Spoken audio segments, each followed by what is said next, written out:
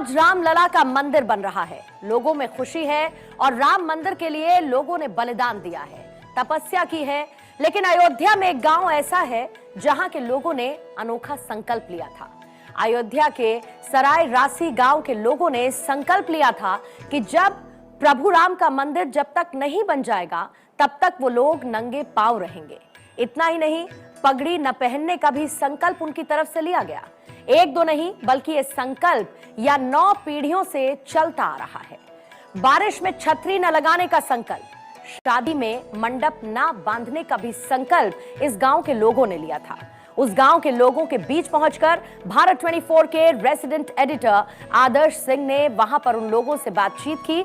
आपको दिखाते हैं कि आखिर इन लोगों ने ऐसा संकल्प क्यों लिया था और आज ये लोग इतने खुश कैसे हैं। रघुकुल रीत सदा चली आई, प्राण जाए पर वचन न जाई। ये वचन न जाने की कवायद न सिर्फ रघुकुल रीत में बल्कि इसके साथ साथ सूर्यवंश में भी चली आ रही है। हम और आप कई सालों से राम मंदिर के बनने का, निर्माण का इंतजार कर रहे हैं, लेकिन एक ऐसा कुल, एक ऐसा परिवार, एक ऐसा संगठन, समुदाय भी है जो पिछले 500 सालों से राम मंदिर के बनने का इंतजार कर रहा है। और ऐसा इसलिए भी कर रहा है क्योंकि राम मंदिर उसके लिए सिर्फ आस्था नहीं है बल्कि उससे बढ़कर बहुत सारी चीजें हैं। इस वक्त मैं एक ऐसे ही गांव में मौजूद हूं जो अयोध्या से करीब 10 किलोमीटर की दूरी पर मौजूद है। सराय राशि इस गांव का नाम है। करीब 5000 आबादी वाले सूर्यवंशी राजपूतों का ये गांव है और यहां पर खास तौर पर राम मंदिर के बनने का इंतजार हो रहा है। ऐसा क्यों हो रहा है, मैं खुद इन लोगों से आपको बातचीत करके मिलवाता हूँ। क्या नाम है आपका? नवाब सिंह सूर्यवंशी। नवाब साहब, ये बताइए कि मैंने कहा कि 500 सालों से आप लोग इंतजार कर रहे हैं, क्यों कर रहे हैं, आप ही बता दीजिए। हमारे आज के करीब 500 साल पहले हमारे पूर्वज थे ठाकुर गजराज सिंह। तो उन्होंने जो है कसम खाई थी। कसम किस लिए खाई थी कि बाबर का सेनापति मीर बाकी आया था, मंदिर को ध्वस्त कर दिया था। तो हमारे पूर्वज को, ठाकुर गजराज सिंह जी को पता चली तो उन्होंने यहाँ पे 90,000 अगल बगल के गांवों से 90,000 सूर्यवंश क्षत्रियों को एकत्रित किया और रास्ते में सूर्यकुंड पंटा है जो हमारे सूर्य भगवान का मंदिर है और हमारे कुल देवता भी हैं। सभी लोग वहां जाकर के कसम खाए कि जब तक हम इन आक्रांताओं से, इन आताताइयों से जो है अपने मंदिर को, अपने रामलला को हम आजाद नहीं करा लेंगे, तब तक जो है हमारे खानदान, हमारे के लोग जो है सर पे पगड़ी नहीं पहनेंगे, ना तो जूता पहनेंगे, ना छाता लगाएंगे। उसके बाद सभी लोग वहीं से कसम खा करके गए, युद्ध किए। 6 दिन युद्ध चला जिसमें सभी लोग शहीद हुए और इतना मतलब धरती जो है खून लाल हो गई और उसी खून के गारे से जो है मीर बाकी ने मस्जिद का निर्माण करवाया था। हाँ, और तभी से जो है हम लोग जो, चूंकि हमारे पूर्वज थे, हम तो उनकी 9वीं पीढ़ी हैं, तो इसलिए हम जो है हमारा पूरा ये सारासी गांव उस जो है कसम को निर्वहन आज भी कर रहा है। लेकिन अब वो राम मंदिर बन गया है, अब हम लोग जो है एक दिन जो है पगड़ी पूजन कर करके पगड़ी और जूता जो है धारण करेंगे।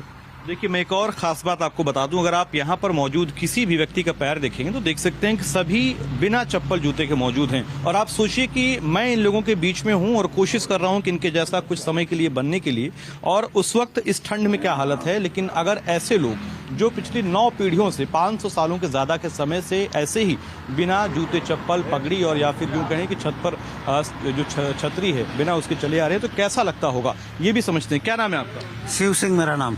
शिव साहब, ये बताइए कि राम मंदिर का निर्माण अब तो हो रहा है, जो 500 साल की पुरानी 9 पीढ़ियों की आप लोगों की कसम थी, अब वो आप लोग तोड़ रहे हैं? बिल्कुल तोड़ेंगे, इसलिए कि हमारा संकल्प पूरा हुआ। हमारा जो संकल्प था कि जब तक भगवान श्री राम का वो मंदिर नहीं बन जाएगा तब तक हम लोग न सर पर पगड़ी बांधेंगे और न पैर में जूता पहनेंगे और न ही छाता लगाएंगे। बड़ा कष्ट होता होगा एक सामान्य आदमी के बस तक। हमारे पूर्वजों का बलिदान हमारे इस कष्ट सहन करने की प्रेरणा देता है कि अगर हमारे पूर्वजों ने इतना बलिदान दिया तो हमको ठीक है, पैर में जूता नहीं पहनेंगे तो जो कष्ट होगा झेलेंगे। वो तो बहुत उस बलिदान के सामने यह कष्ट नगण्य है। तो अब ये बताइए कि राम मंदिर का तो निर्माण हो रहा है, ये कष्ट आपका है और वहाँ की खुशी भी है, वो कैसे आप बयां करेंगे, कैसा लग रहा है? हम अत्यंत हर्षित हैं। वह संकल्प जो पूरा हुआ हमारे पूर्वजों का, आज वो गोलोकवास में रहते हुए हमारे पूर्वज ही अत्यंत हर्षित होंगे कि हमारी जनरेशन ने 500 वर्षों तक हमारे संकल्प को पूरा किया है।